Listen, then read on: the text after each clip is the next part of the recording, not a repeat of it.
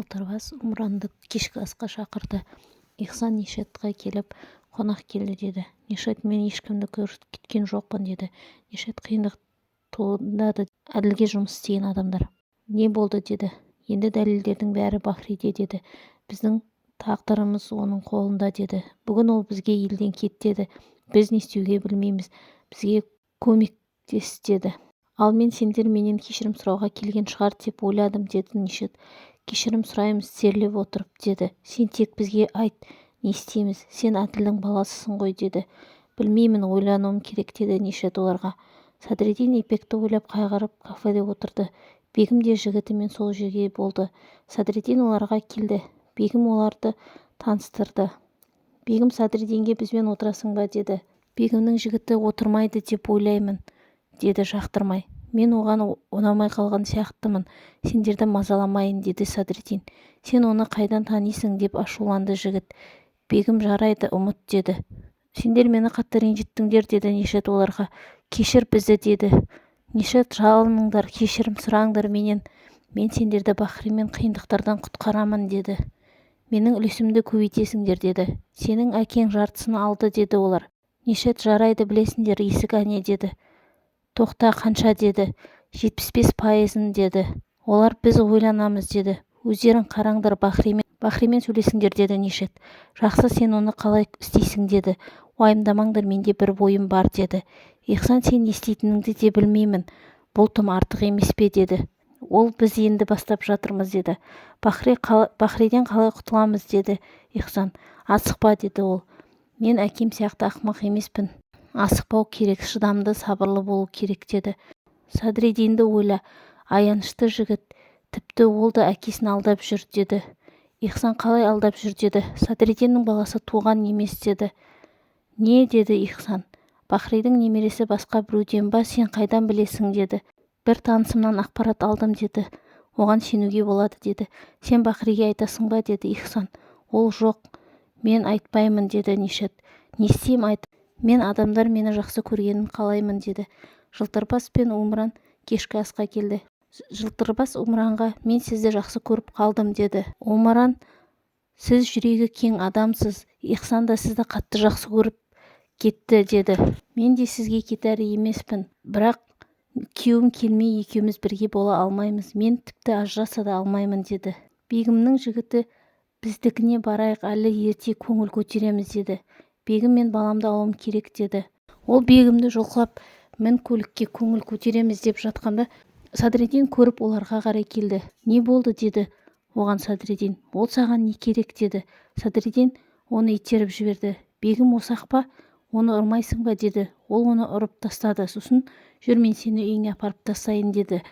Сүңгіл Деспинаға келіп, саған тағы алғыс айтқым келеді, баламды құтқарғаныңа деді. Болды, ол жайлы әңгіме қозғама, Бахри тағы ашуланады деді. Әкем саған ашуланып ұрыспайды, ол тек айқайлап ашуланады маған деді. Деспина, ал сен соған лайық емессің бе деді. Сүңгіл, әрине жоқ, ол мен сияқты келінді қайдан табады, мен тіпті оған немере сыйладым деді. Деспина ашуланып кетті. Сүңгіл, сене алмаймын, мен өмірімде сендей адамды кездестірмедім деді. Мен істедім деді Сүңгіл. Одан артық не істеуге болады, біреудің баласын немерең деп айтып жүрсің деді. Болды, бітті, мен Бахриге шындықты айтамын деп тұрып кетті Деспина. Сүңгіл не айтарын білмей отырып қалды. Сосын барып баласын алып кухняға келді Деспинаның артынан. Мен сенің не айтқың келгенін түсінбедім деді. Сүңгіл, тырыспа, мен шындықты білемін деді Деспина. Қандай шындықты деді Сүңгіл. Жақсы, мен алдадым. Мен неге олай істейтін енімді сұрамайсың ба деді. Мұндай өтірікті ақтауға болмайды деді Деспина. Жоқ, болады. Мен солай істеуге мәжбүр болдым. Садриддин балалы бола алмайды деді Сүңгіл. Мен сені тыңдағым да келмейді. Оны Бахриге айтарсың деді Деспина. Өтінем, Бахри білсе бізді қуып жібереді. Мені аямасаң да баланы аяшы, оның кінәсі жоқ деп жалынды Сүңгіл. Қарашы оған деп баланы Деспинаға ұстатып қойды. Маған уақыт бер, өзім айтамын деді. Деспина, жарайды, бір жеті уақыт беремін, айтпасаң мен айтамын деді. Садриддин бегімнің төсегінде оянды. Садриддин бегімге бұнымыз дұрыс болмады деді. Бегім керісінше өте дұрыс болды деді. Садриддин болған жағдайда ешкім білмесін деді бегімге. Ихсан Садриддинге звондап құжаттарды әкеліп бер деді. Әкелмесең саған қиын болады. Бахри баланың сенен емес екенін біледі деді. Сен не деп тұрсың деді Садриддин. Ол жайлы газет білсе екеуіңе де қиын болады деді. Қарғыс атсын сендерді деп ашуланды Садриддин. Сен бізге құжаттарды әкелесің, болмаса бәрі басқаша болады деді Ихсан. Ихсан Шевкетті шақырып, Әділ өлді, бірақ екеуміз доспыз деді. Не керек саған деді Шевкет. Әділ жұмыс істеген жүйе сенімен жұмыс істегісі келеді деді. Ал маған қатысты дәлелдер қайда деді ол. Бәрін Бахри алып кетті деді Ихсан. Не деді Шевкет. Ихсан күлді. Қорқатын ештеңе де жоқ, Садриддин бәрін әкеледі деді. Шевкет, сендер Садриддинмен байланысасыңдар ма деді. Оның баласы оныкі емес, соны біз біліп қалдық. Соған қорқып кетті, ол әкеліп береді бәрін деді Ихсан. Саған деректерді береміз, ұмытпа, біз біргеміз деді. Жақсы, мен жақтан қиындық жоқ деді Шевкет. Шығып кеткесін Нишет ар жақтан шықты. Ихсан, мен 200-лерді жақсы көремін. Ол бәрін Пойразға айтса жақсы болады деді. Полиция Умранның күйеуі Намыктың денесін тапты. Грамила Зулпқарға звондап, мен кеше түсімде Умранмен үйлендім деді. Сондай қуандым, полицияға Намыкты қай жерге көмгенімізді айтып бердім деді. Не деді Грамила, олар оның денесін шығарып жатыр деді. Зулпқар, сен бізді ұстап бердің бе деді. Ол жоқ, мен бәрін ойластырдым деді. Шевкет Пойразға звондап, Садриддиннің баласы оныкі емес екенін бәрін айтып берді. Садриддин құжаттарды апарып береді, сосын олар Бахриді өлтіреді деді Шевкет. Айшагүл, не болды деді. Пойраз Хасан Садриддиннің баласы емес деді. Пойраз Айшагүлге, біз тез кетуіміз керек, үлгермесек ол бәрімізді құртады деді. Не болып жатыр, мен ештеме түсінбедім деді Айшагүл.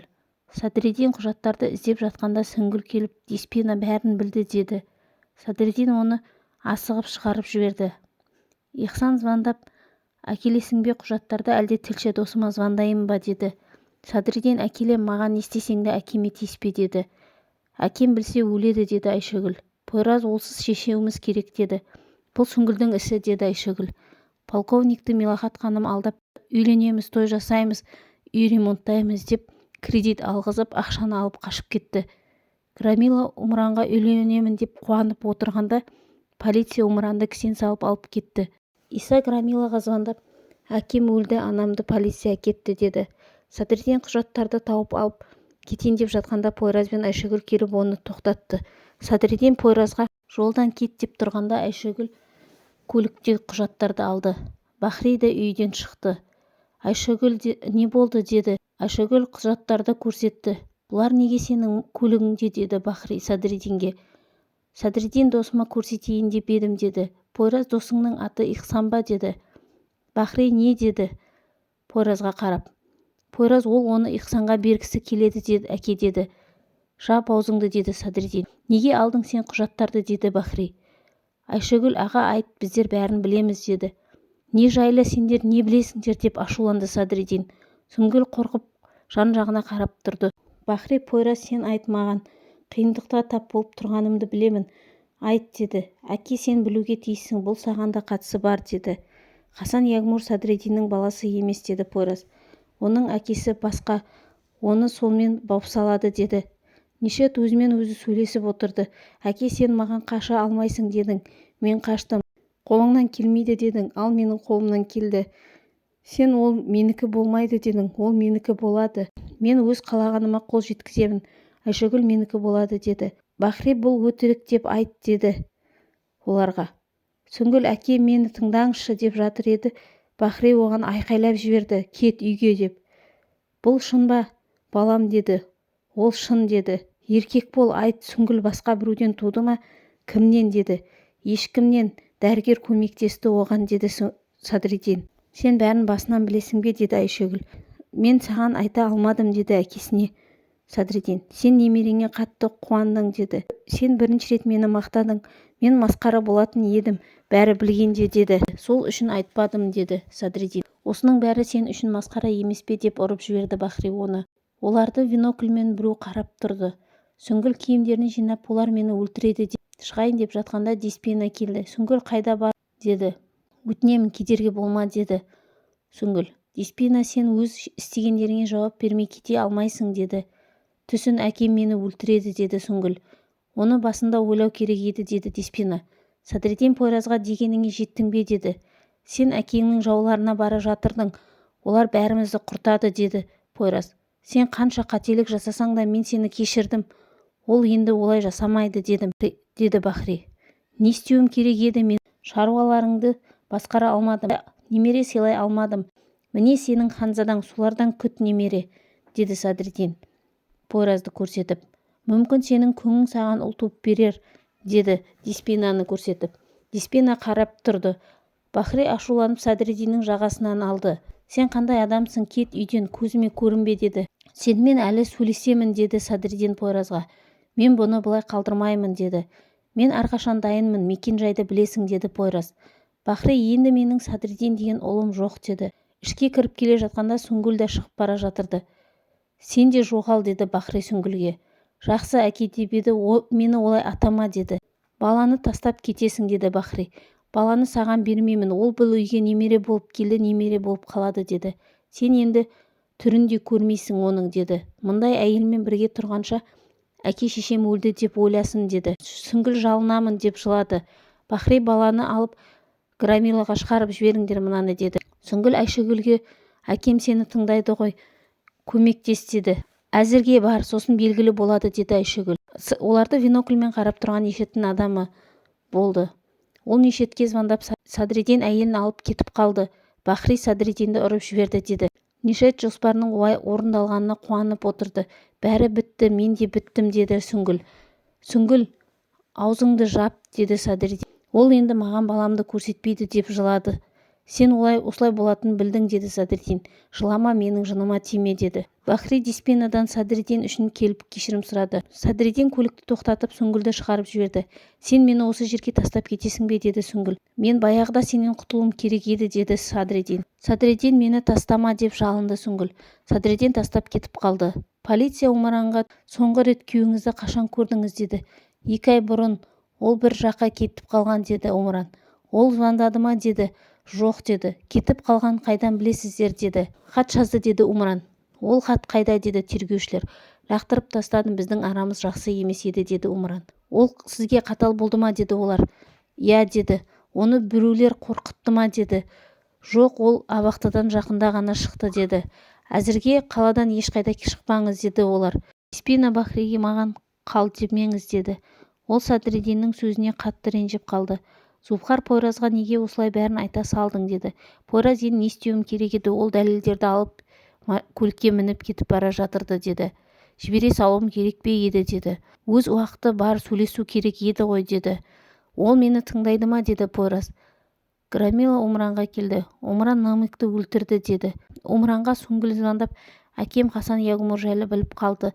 Мен далада қалдым, 1-2 күн сендердің тұрсам бола ма, деді. Біз полициядамыз, күйеуімді өлтіріп кетті, деді Омаран. Сүңгіл, жақсы, бірдеңе керек болса звонда, деді Омаранға. Сүңгілдің баратын жері болмай қалды. Бегім Садриддинге звондады, үйіне шақырды. Пойраз, мен жамандық ойлаған жоқпын, деді Бахриге. Бахри, білемін, деді. Громила Омаранға уайымдамаңыз, полиция оларды табады, деді. Садриддин бегімге келді. Не болды, деді бегім. Ол менде енді үйде жоқ, әйелде жоқ, ештеме жоқ, деді. Бегім, осында тұра берсең болады, деді. Рахмет, бұл бірақ уақытша, деді Садриддин. Әділге жұмыс істейтіндер Нишетке келіп, құжаттар қайда деп сұрады. Жоспар өзгерді, деді Нишет. Жақында бізге біреу келіп қосылады, деді.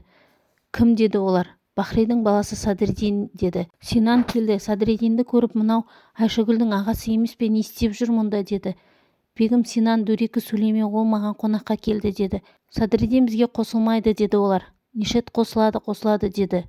Ол біздің үстімізден қарайтын болады, әділдің орнына отырады, деді Нишет.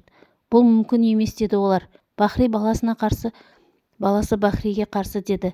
Ал біз келістік делік, ол қалай болады, деді. Менің жоспарым бар, деді Нишет. Пойраз Айшагүлге тағы мен бәріне кінәлімін, деді. Айшагүл, сені ешкім кінәлап жатқан жоқ, деді. Мен бәрін бұлай болғанын қаламадым, деді. Синан Пойразға звондады. Мен қазір келіп сені алып кетемін, деді. Синан, саған келу керек, әке, апам біртүрлі болып жүр, деді. Не болды тағы, деді Пойраз. Мұнда Айшагүлдің ағасы бар, деді. Олар жақсы араласып жүр, апам мені қорқытады, деді. Бегім бәрін тыңдап тұрды. балам, олардың арасында бірдеңе бар ма деді. Кел өзің көресің деді Синан. Айшагүл не болды деді. Пойрас Садриддин бегімнің үйінде деді. Айшагүл неге, ол не істеп жүр онда деді. Айналадағылардың бәрі жынданайын деген, мен де жынданатын шығармын жақында деді Пойрас.